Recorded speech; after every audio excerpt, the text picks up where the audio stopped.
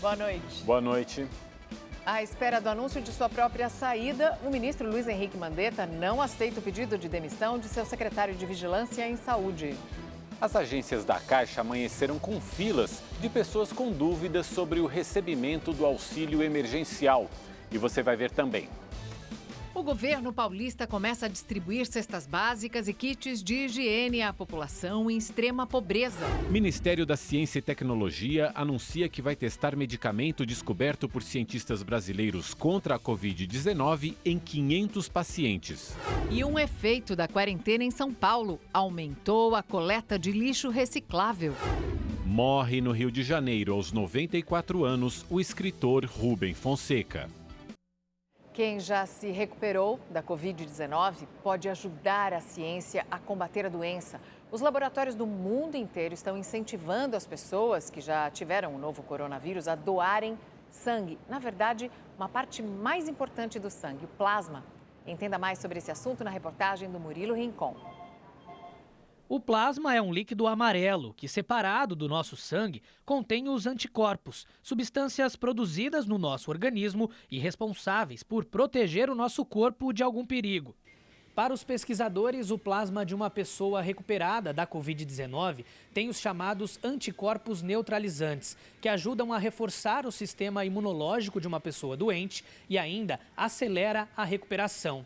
Com isso, pacientes internados em hospitais podem deixar mais rapidamente as unidades, não sobrecarregando o sistema de saúde. A coleta do plasma faz parte de um projeto experimental que está sendo realizado em vários países. No Brasil, as doações do plasma são acompanhadas pela Agência Nacional de Vigilância Sanitária, a Anvisa. O estudo é realizado por um consórcio formado entre vários hospitais da capital paulista e do interior do estado. Vamos injetar ou transfundir esse plasma através, é claro, das veias, de uma forma que, com os anticorpos contidos nesse plasma, possamos evitar as complicações futuras da doença pelo coronavírus, que na realidade podem levar a uma insuficiência respiratória grave e a necessidade de intubação. Em cada doação são retirados cerca de 600 ml de plasma e o procedimento leva em torno de 1 hora. Uma máquina específica faz a coleta de sangue e a separação do material. Esses estudos buscam a diminuição dos sintomas da infecção e da carga viral no organismo, resultando em uma menor utilização de leitos de UTIs.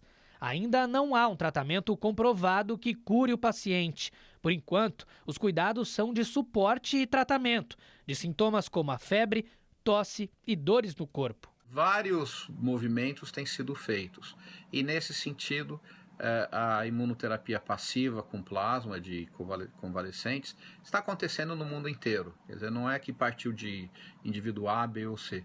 Um monte de gente que está ligado a doenças infecciosas e a bancos de sangue tem participado desses estudos.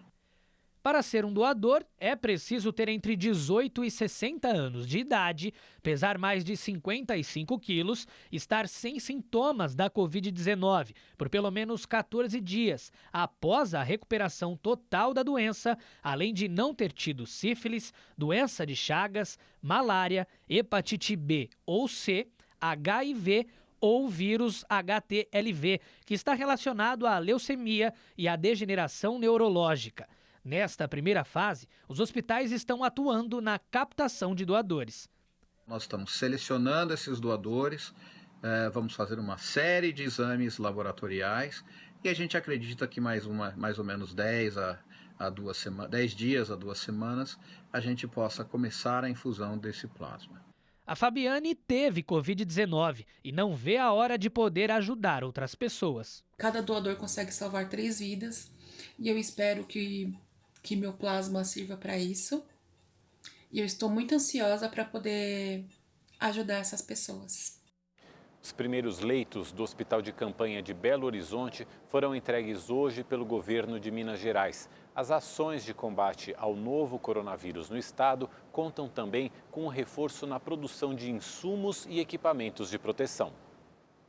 O Instituto Federal de Educação, Ciência e Tecnologia de Minas Gerais está empenhado na produção de álcool em gel. Nos próximos dias, hospitais e unidades de saúde do estado vão receber 4.000 litros do produto. A ideia mesmo é unir forças, com empresas, instituições de educação e não deixar o pessoal desamparado, de equipamentos de proteção, de insumos para limpeza. Para fazer as doações, o IFMG fechou um acordo com uma empresa de cosméticos de Belo Horizonte, onde o álcool é fabricado. A produção pode chegar a 21.000 litros. Toda essa ação de cooperação casou com todas as nossas ações e nossa missão e a visão da empresa. No Senai de Minas Gerais, o reforço é na produção de máscaras e aventais descartáveis.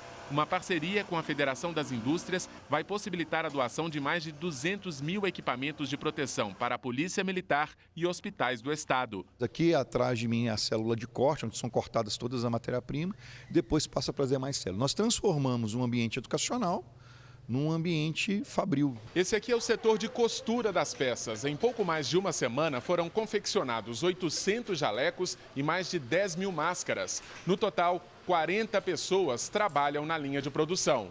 Pedro estava desempregado há 6 meses e agora recebe R$ 170 por dia no trabalho temporário. A gente que estava parado, sem expectativa, sem esperança, e daí veio essa oportunidade, foi mais do que maravilhosa, Os primeiros leitos do Hospital de Campanha de Belo Horizonte foram entregues hoje. O bloco amarelo conta com 260 vagas de enfermaria e 28 de estabilização. Até o final deste mês, a estrutura temporária deve ganhar mais 508 leitos, que só vão ser usados em caso de superlotação dos hospitais da rede pública. Sabemos que não podemos passar uma crise dessa sem estepe. Ninguém viaja sem ter um pneu de estepe. E nós não vamos arriscar a estarmos passando uma crise tão grande como essa sem termos leitos adicionais. Um drone com alto-falante é a nova arma de combate ao novo coronavírus no Rio de Janeiro. O drone é equipado com um alto-falante que emite alerta sobre a importância de ficar em casa. O equipamento vai sobrevoar diversos pontos da cidade, como as comunidades e a orla. Atenção! A Prefeitura do Rio pede que todos evitem aglomerações. Elas facilitam o contágio do novo coronavírus. Por favor, respeitem o distanciamento social. Sinais de celulares vão ajudar a detectar pontos de aglomeração. Junto com as câmeras da Prefeitura, se houver identificação de grandes concentrações, o drone será enviado ao local para fazer o alerta. O equipamento será utilizado em apoio ao disco aglomeração e também quando forem percebidas concentração de pessoas em locais públicos pelas câmeras do Centro de Operações Rio.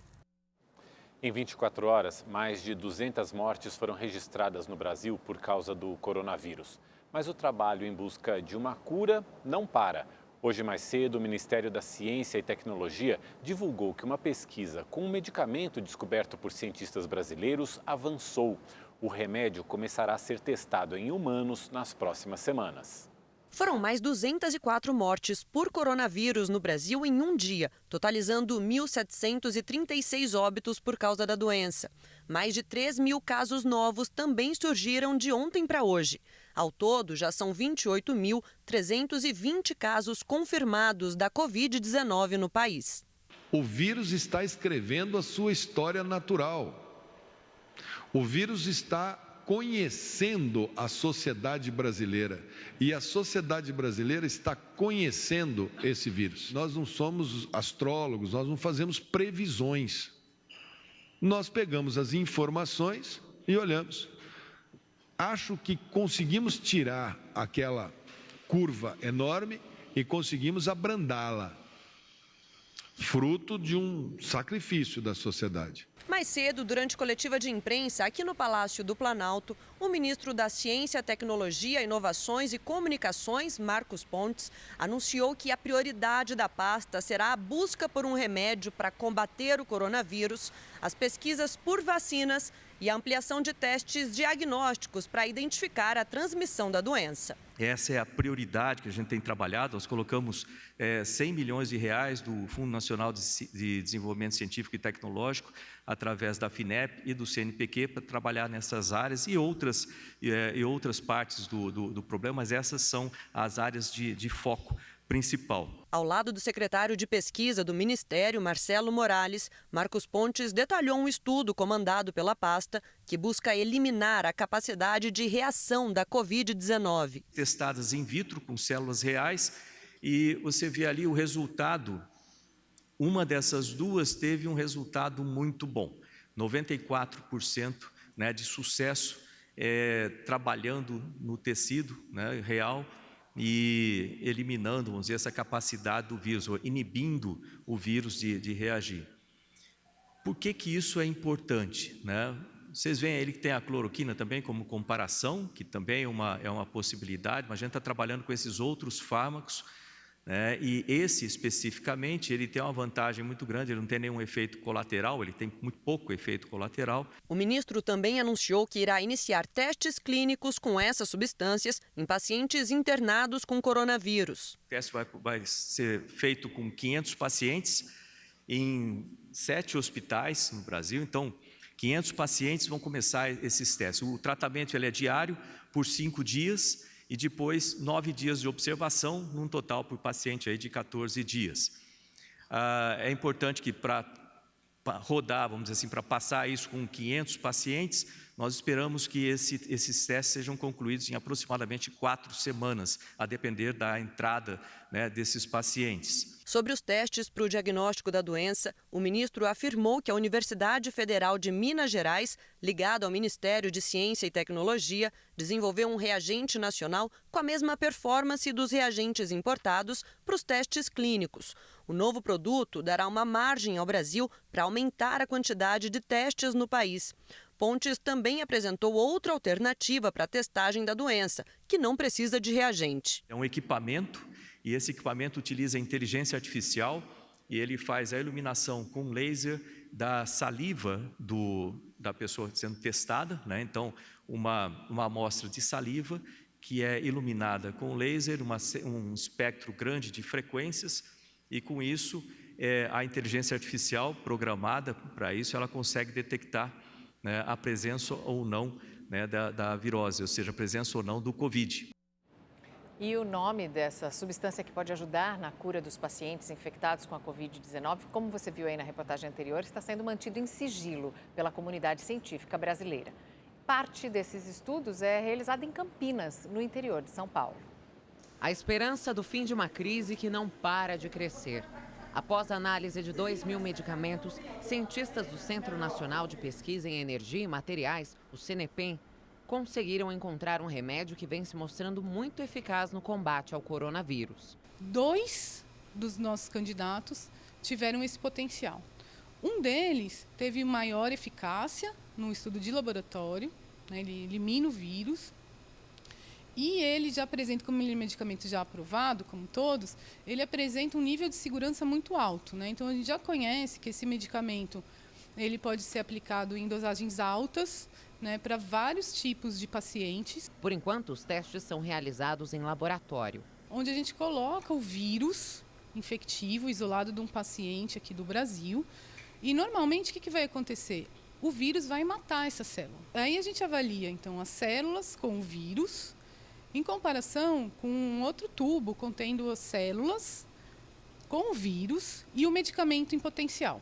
E a gente então verifica se o medicamento teve a capacidade de reduzir a quantidade de vírus que se multiplicou nessa condição e também se ele protegeu as células. Se comparada à cloroquina, a substância causa menos efeitos colaterais. Além disso, de acordo com especialistas, o custo do medicamento é menor. O que se sabe até agora é que os cientistas usaram uma técnica denominada reposicionamento de fármacos para chegar ao remédio, que é vendido em farmácia e tem fórmula pediátrica. A próxima etapa são os testes em humanos.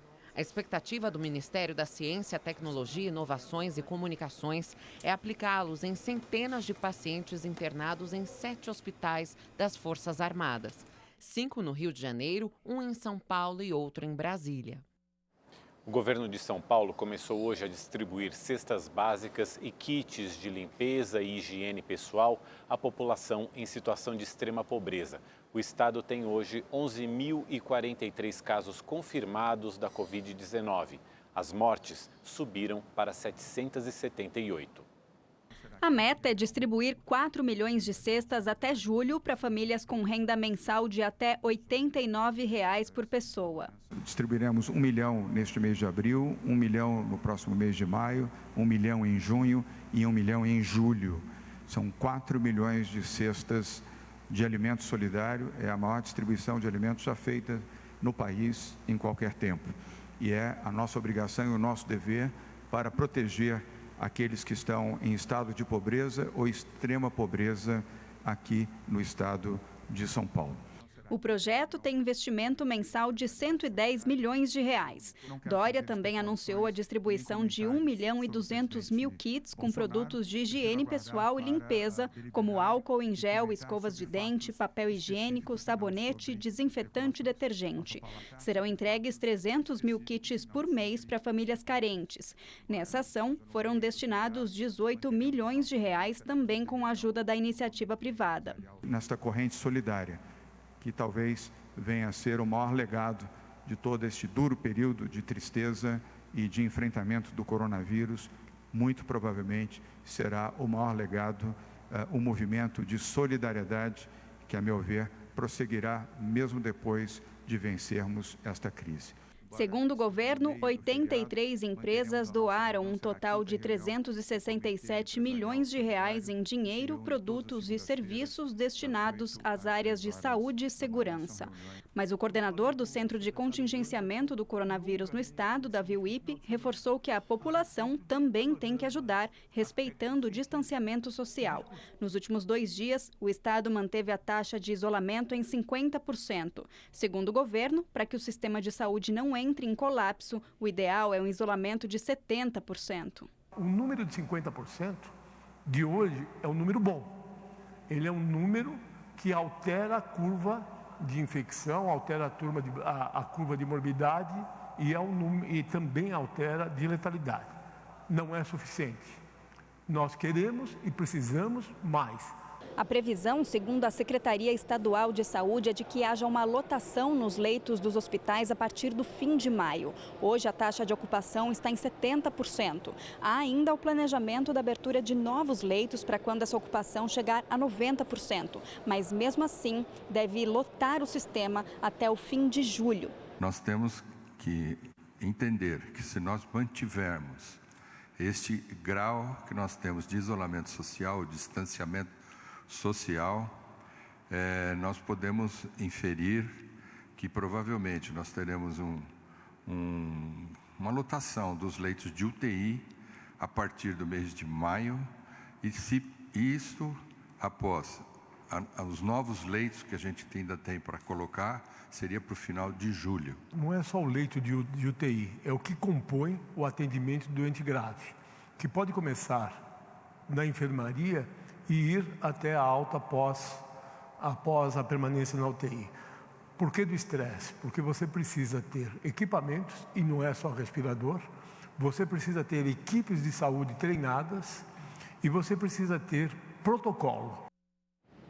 E quase um mês depois do Rio de Janeiro adotar medidas restritivas para ajudar no combate à Covid-19, o transporte público na cidade continua lotado. Já são mais de 3.700 casos confirmados da doença e 265 mortes no estado. Hoje pela manhã, o BRT estava assim em Madureira, na zona norte do Rio. Dentro da estação, o distanciamento entre os passageiros também não era respeitado. Na zona oeste, uma fila enorme se formou do lado de fora do terminal Santa Cruz. A aglomeração preocupa quem depende do transporte público. BRT superlotado, entendeu? A gente não tem suporte nenhum, nas estações pelo menos tinha que ter um álcool em gel, entendeu? Uma distribuição também de máscaras também, né, para todos os passageiros. Há cerca de um mês, a Prefeitura do Rio proibiu a circulação de ônibus com passageiros em pé. Apesar da medida para conter o avanço do novo coronavírus, muitos coletivos não estão cumprindo a determinação. A Secretaria Municipal de Transportes já aplicou mais de 260 multas por conta das conduções lotadas. O Ministério da Saúde também recomendou o uso de máscaras caseiras para evitar a disseminação do vírus. Só que muita gente pega o ônibus lotado sem proteção. Nas barcas não é diferente. Passageiros se aglomeram na entrada das embarcações e o distanciamento de pelo menos 2 metros entre as pessoas não é respeitado. Fica complicado de poder evitar, porque você toma os seus cuidados e quem está do teu lado não toma os cuidados possíveis. Está complicado conviver com essa situação toda. Em nota, a Secretaria Municipal de Transportes informou que monitora diariamente se a determinação está sendo cumprida. A concessionária que administra as barcas afirmou que o número de passagens à venda é igual ao número de assentos da embarcação e que orienta os passageiros sobre a importância do distanciamento.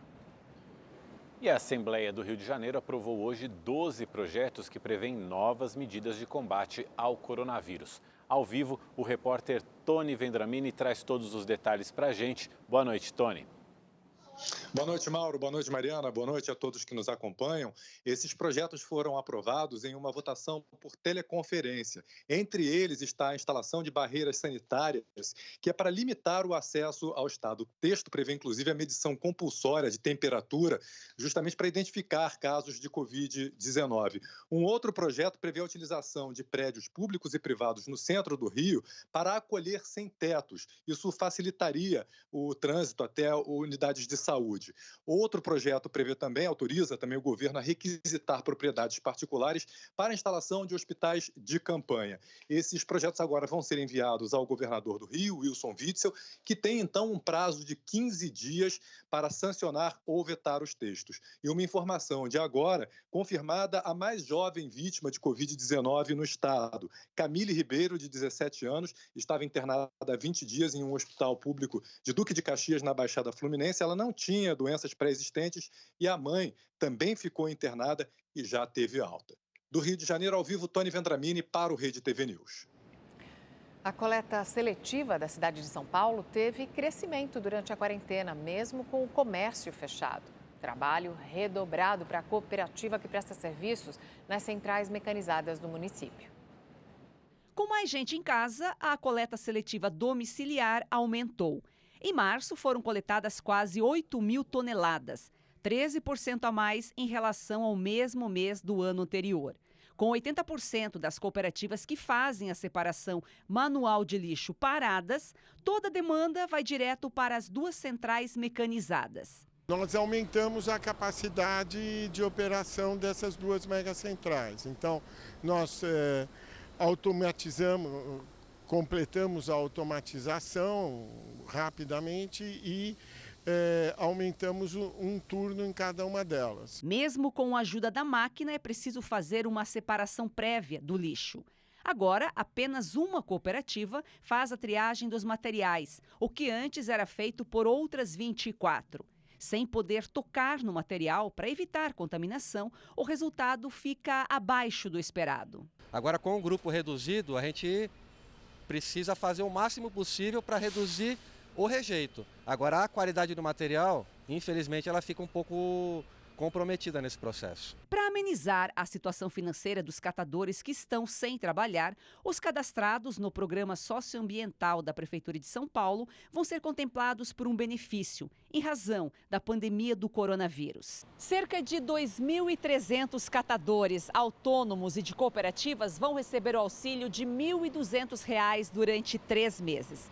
Boa parte desses recursos, que são em torno de R$ 5.700.000, vão sair daqui com a venda dos recicláveis. Que destina 50% desses recursos para investimentos nas cooperativas e 50% dos recursos diretamente para os catadores para melhorar a renda deles. Na Copamare, uma das cooperativas independentes mais antigas de São Paulo, o trabalho de 4 dias está acumulado. Os 27 cooperados estão sem renda desde 24 de março, quando o galpão teve que paralisar as atividades. Estamos entrando em algumas campanhas que já estão acontecendo para ver se chega algumas coisas para os cooperados. O ministro da Saúde, Luiz Henrique Mandetta, recusou o pedido de demissão do secretário de Vigilância Sanitária da pasta, Wanderson de Oliveira. A gente vai a Brasília conversar com a Carolina Aguiar. Carol, boa noite. Essa foi uma história cheia de idas e vindas que se desenrolou ao longo do dia. Conta pra gente o que aconteceu.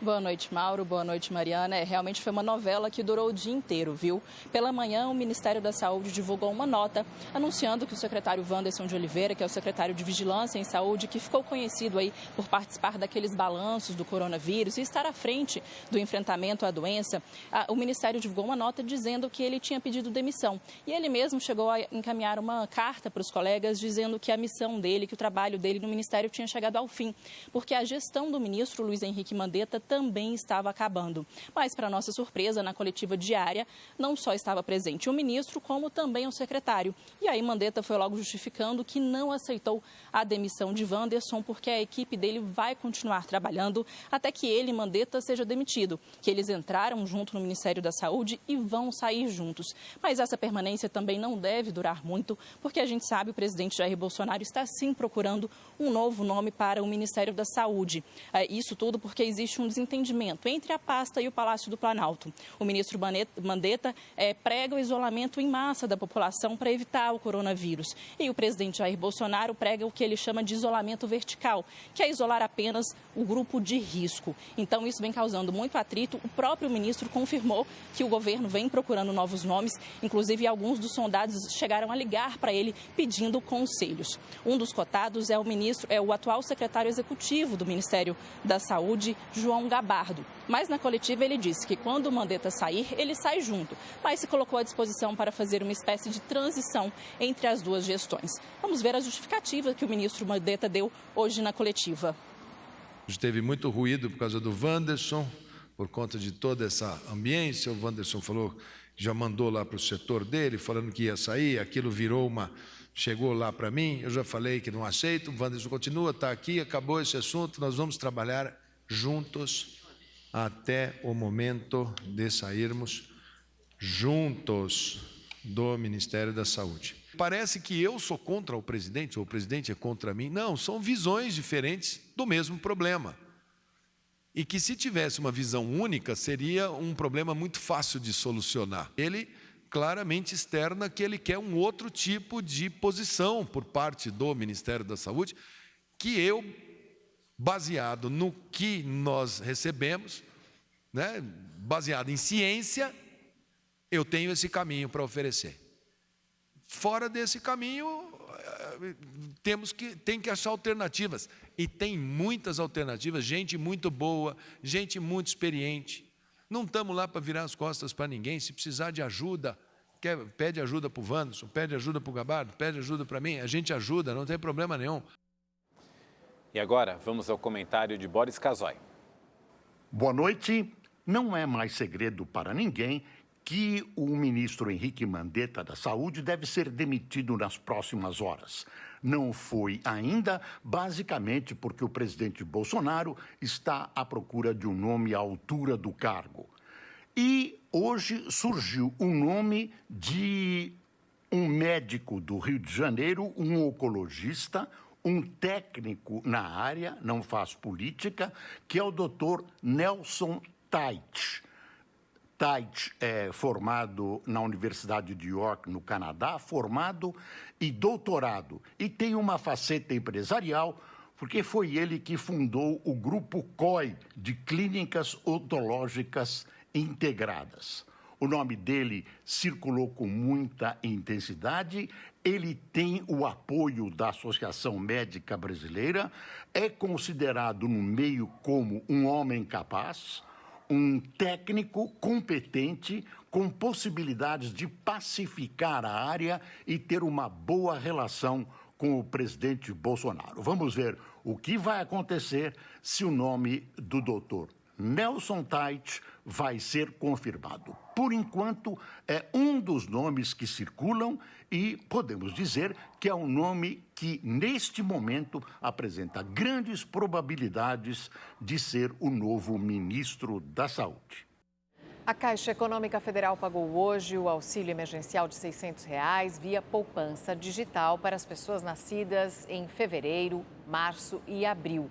Para ter acesso ao benefício, muitas pessoas chegaram a fazer enormes filas nas agências bancárias, filas inclusive que não respeitavam o distanciamento indicado pelas autoridades de saúde. Em alguns locais, a fila dava volta no quarteirão. Para evitar aglomerações, o banco já desenvolveu um calendário de saques digitais até sexta-feira. E o Ministério da Economia anunciou hoje que o salário mínimo no próximo ano deve ser de R$ 1.079, R$ 34 a mais do que o valor atual. O número leva em consideração uma previsão de inflação de 3,19%. Se for aprovado pelo Congresso, o reajuste começará a valer em janeiro de 2021. A mesa diretora do Senado confirmou por 5 votos a 1 a decisão do Tribunal Superior Eleitoral que cassou o mandato da senadora juíza Selma Arruda, do Podemos de Mato Grosso. A parlamentar foi condenada em dezembro do ano passado por Caixa 2 e abuso de poder econômico na eleição de 2018. Agora, cabe ao presidente do Senado, Davi Alcolumbre, fazer a leitura do ato de declaração em plenário. E essa leitura está prevista para amanhã. Em nota, a juíza Selma afirmou que recebeu a notícia com respeito e tranquilidade, certa de que sempre pautou sua trajetória com retidão dos seus atos como magistrada e parlamentar. Disse ainda que vontades políticas com evidentes intenções obscuras prevaleceram no julgamento dela.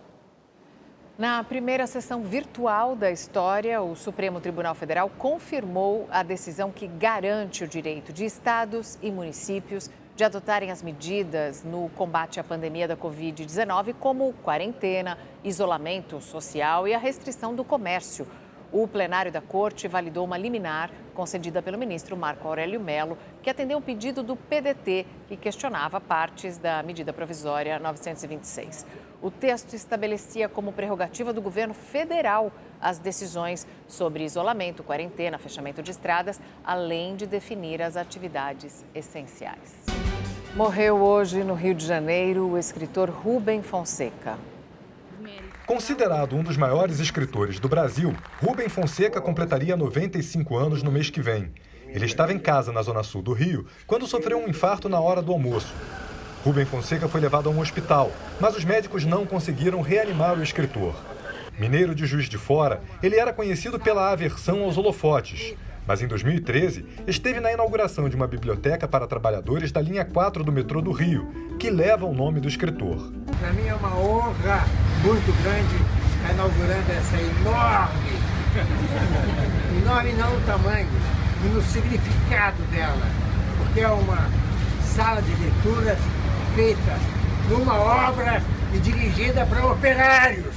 Rubem Fonseca tinha um estilo visceral, que produziu até os últimos anos histórias pontuadas pela violência, por casos policiais e sem mocinhos e vilões definidos. A obra do escritor também foi adaptada para minisséries de TV e para as telas de cinema, em filmes como A Grande Arte e Bufo e Spallanzani. Já sabemos quem é, viu? O nome é Delfina Delamar, é a mulher daquele milionário. Rubem Fonseca recebeu 6 prêmios Jabutis, o mais tradicional da literatura brasileira, e um prêmio Camões, o mais importante da língua portuguesa, pelo reconhecimento da obra. Uma bela imagem nos últimos dias no Rio de Janeiro. São as tartarugas marinhas que vivem na Baía de Guanabara. Um morador registrou a imagem de tartarugas verdes perto do aeroporto Santos Dumont. Eu nunca vi a Baía de Guanabara tão limpo devido a esse período aí de isolamento, né? Esse período de isolamento aí devido ao coronavírus. Eu nunca vi. Vocês dão uma olhadinha aqui, ó, peixe, ó, uma tartaruga aqui, ó, as várias tartarugas enormes, imensas. Mas, segundo o oceanógrafo David Zi, a água mais limpa não está relacionada à quarentena. A maré alta nesse período foi o que possibilitou o espetáculo nas praias da Baía de Guanabara. Se nós fizermos a nossa parte, parar de jogar esgoto, parar de lançar lixo, a natureza recupera rapidamente a Baía de Guanabara. Os advogados da ex-primeira-dama, Dona Marisa Letícia, enviaram hoje ao juiz da primeira comarca da família de São Bernardo do Campo um extrato bancário com o valor correto das aplicações em CDBs, bem diferente do que chegou a ser especulado na semana passada. Segundo o extrato atualizado do Bradesco, o valor corresponde hoje a R$ 25.281 e não os 250 milhões, como se chegou a suspeitar. 90% dos leitos de UTI de Pernambuco estão ocupados. Hoje, a Prefeitura do Recife anunciou a abertura do 4º hospital de campanha da cidade. A previsão é que os pacientes possam ocupar o hospital de campanha a partir do próximo dia 20. O espaço tem 160 leitos. Aqui serão atendidos pacientes com suspeita ou confirmação da Covid-19. A disponibilização dos leitos acontecerá de forma gradual. A intenção da Prefeitura é desafogar a rede de leitos de todo o estado durante a pandemia. Hoje, 90% dos leitos de UTI de Pernambuco estão ocupados. O plano de contingência do Recife prevê a criação de 7 hospitais de campanha e 1.000 novos leitos, 700 de enfermaria e 300 de UTI. Agora vamos ao quadro É Política com Amanda Klein. Boa noite, Amanda. Olá, boa noite, Mauro, Mariana. O ministro da Saúde, Luiz Henrique Mandetta, cometeu alguns erros graves na política e na guerra. Na entrevista que deu no domingo, cobrou uma resposta única do governo à crise. Diz que o brasileiro não sabia se ouvia o ministro da Saúde ou o presidente da República. Foi para um embate direto com o chefe, desrespeitou a hierarquia. Pecado mortal no meio militar, que lhe emprestou apoio na última vez em que foi ameaçado de demissão. Já na política, deixou que a vaidade e a popularidade subissem a cabeça. Bolsonaro nunca desistiu de demitir Mandetta, ele apenas foi convencido a esperar. Mandetta não vai pedir para sair. Um aliado próximo a ele me disse: o presidente nomeia, o presidente exonera. A procura agora é para alguém que possa substituir o ministro da Saúde. Se antes o perfil procurado era mais político, como do ex-ministro e deputado Osmar Terra, agora a busca é por um perfil técnico, alguém do meio médico. E aí, aliados de Bolsonaro me falaram de alguns nomes aventados, mas há vários médicos sendo sondados. São nomes mais para a gente ter uma ideia de exemplo, de critério a ser seguido. Um deles é o de Ludmila Rajar, médica do INCOR, que inclusive deu uma entrevista à Folha de São Paulo nesta semana dizendo que há um otimismo exagerado com a cloroquina. Outro é de Cláudio Lotenberg, presidente do Conselho do Hospital Albert Einstein. Ele tem respaldo da comunidade judaica, mas tem o ônus de ser próximo a João Dória, por isso seu nome perdeu força nas últimas horas. Dificilmente alguém da comunidade médico-científica apoiará o fim do isolamento social. E Bolsonaro, como a gente sabe, quer a abertura rápida da economia. Pode ser difícil fechar esse quebra-cabeça. A Confederação Brasileira de Futebol se reuniu com a Comissão Nacional de Clubes para encontrar uma solução para o início do Campeonato Brasileiro. Foram discutidas a data de estreia e a fórmula de disputa da competição, que só deve começar após a crise causada pela pandemia do novo coronavírus passar. A primeira medida tomada entre a CBF e os clubes foi estender as férias dos jogadores até o dia 30 de abril. O objetivo é preservar a saúde dos atletas. Flamengo, Vasco e Botafogo optaram por não aumentar as férias, já que o Campeonato Carioca pode retornar no mês de maio. Outro ponto da negociação foi a volta do Brasileirão, que deve acontecer após a conclusão dos estaduais. Os times defendem o início do Campeonato Brasileiro no formato atual, mesmo que termine em 2021.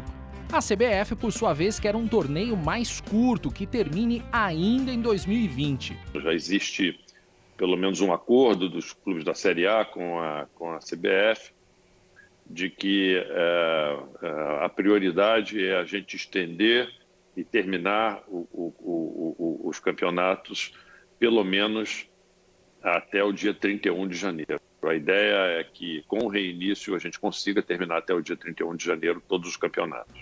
Em São Paulo, a volta do Paulistão está indefinida. Se isso acontecer, as rodadas restantes vão ser realizadas com portões fechados, cumprindo os protocolos de saúde. E no Facebook da Rede TV você pode acompanhar o Histórias do Dia, uma parceria entre a Rede TV e o Facebook Watch, um programa com a Érica Reis que traz assuntos exclusivos, atuais e muito interessantes. E o Rede TV News fica por aqui. Obrigado pela companhia. Uma ótima noite para você. Boa noite e até amanhã.